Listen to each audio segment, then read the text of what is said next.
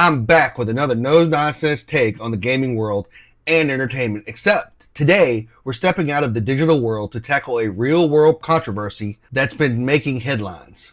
It's 2025 and apparently personal responsibility is taking a backseat to lawsuits and entitlement. A plus-size rapper, Dank DeMoss, also known as Dejois Blanding, has decided to sue Lyft because a driver refused to let her into his car. Why? Because she weighs nearly 500 pounds. And the driver says she wouldn't fit in his Mercedes-Benz, the sedan. Makes sense to me. Now, instead of recognizing the reality that small cars have limited space and weight capacity, she's crying discrimination and taking legal action. Blanding recorded the exchange and posted it online, where the video went viral. In it, the driver, identified as Abraham, I screwed that up, I apologize, politely told her there wasn't enough space and that his tires couldn't support her weight. He even suggested she order an XL ride, a completely reasonable solution. Instead of doing that, Blanding felt humiliated and is now suing Lyft, claiming discrimination using under Michigan's unique law that protects weight as a characteristic against discrimination. The lawsuit was filed on January 28, 2025. Tells us she was just trying to get to a Detroit Lions watch party this month when her Lyft rolled up. As I'm walking, I see him like making faces or whatever. I'm like, oh man. She already knew. I can fit in this car. But believe me, you can. Yes, I can. Believe me. He told her there's not enough room in his car. The kicker part was when he started to talk about his tires. You know, I feel like that was a slap in the face. That was like my tires, you know, like. The driver said his tires could not handle her weight. For every big person you turn down because they can't fit in your car? Yeah, because they need to order the Uber XL. You know what? I don't never have to order Uber XL. He apologized, canceled the ride, and left her there. The rapper says she's pretty tough. I get the money and flip it and make time food. Dank DeMoss, as she's known at the mic, is crushed by the whole situation. I just want them to know, like, it really hurt my feelings. Yeah. Yeah.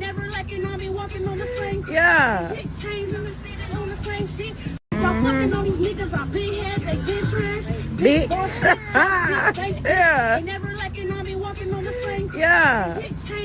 Okay, guys, if you look at this video, I'm not even kidding. She barely fits in the back of an SUV.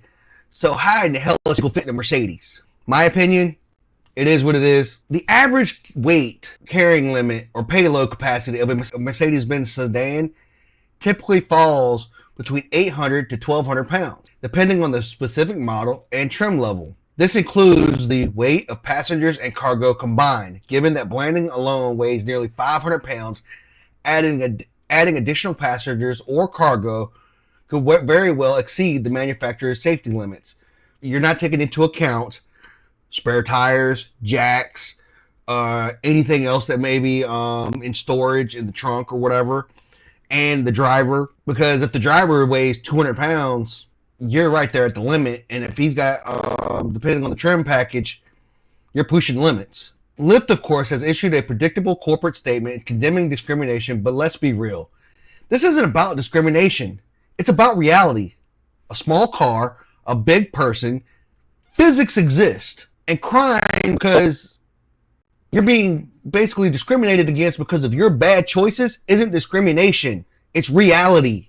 Ordering a larger vehicle like an SUV was the obvious solution, yet here we are, watching another legal battle over someone refusing to accept physical limitations. And this isn't just in Lyft. This is also going on with airlines.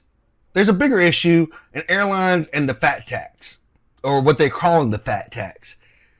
But this isn't about just one lawsuit. It's a part of a larger trend.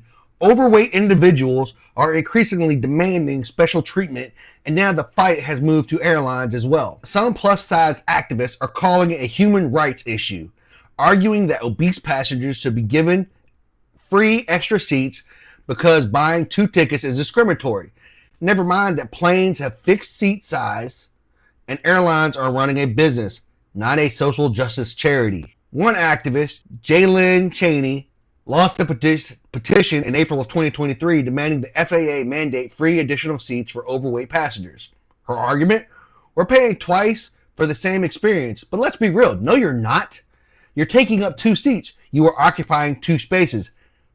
And that's double the cost. You got to make it make sense, y'all. Airlines have already shrunk the seats over the years, of course, as with anything that's grown, to cram more people and maximize profits, maximize space for the amount of people that are traveling these days.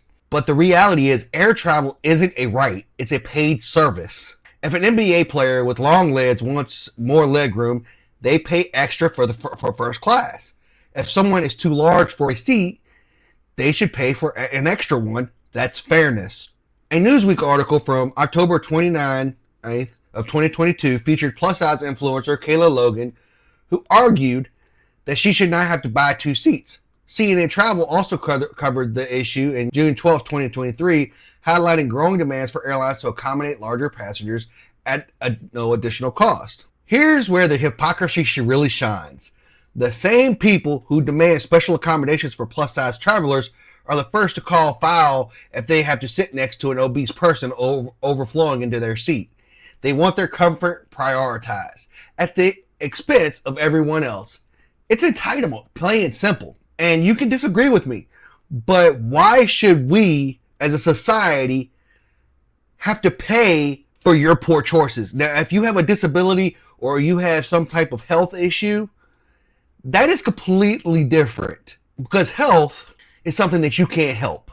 If it's a thyroid condition or something or whatever it is, that can't be helped. But the fact of it is that so many people are doing this and making poor choices, eating like crap, and then crying discrimination when they're the ones that aren't doing the work to be fit. I'll call it for what it is. So the question is, what's next? Should amusement parks redesign roller coasters because some people are too large to fit in the restraints? Should every store have customized clothing sections for free? The world isn't built to accommodate every single outlier, and it shouldn't be. There are reasonable combinations, and then there's expecting businesses to bend reality because someone refuses to accept their own body limitations. In my opinion, I feel like we have reached a point where feelings are treated as facts, and businesses are being strong-armed into catering to individual entitlement rather than practical reality. The truth is, the world doesn't revolve around any single person. If you need extra space, buy extra space. If your car is too small for you, order a bigger one. It's not discrimination. It's physics. But I'm going to leave it there, y'all. So what do y'all think? Should airlines give out free extra seats? Should rideshare drivers be forced to take passengers regardless of size? Or is this just another case of modern entitlement? Drop your thoughts in the comments, y'all. That's it for today, y'all. Appreciate y'all tuning in. Let me know your thoughts in the comments. I'd love to hear what you think. Until next time, keep gaming strong. And remember to keep your eyes sharp and your aim true. I'll see y'all next time.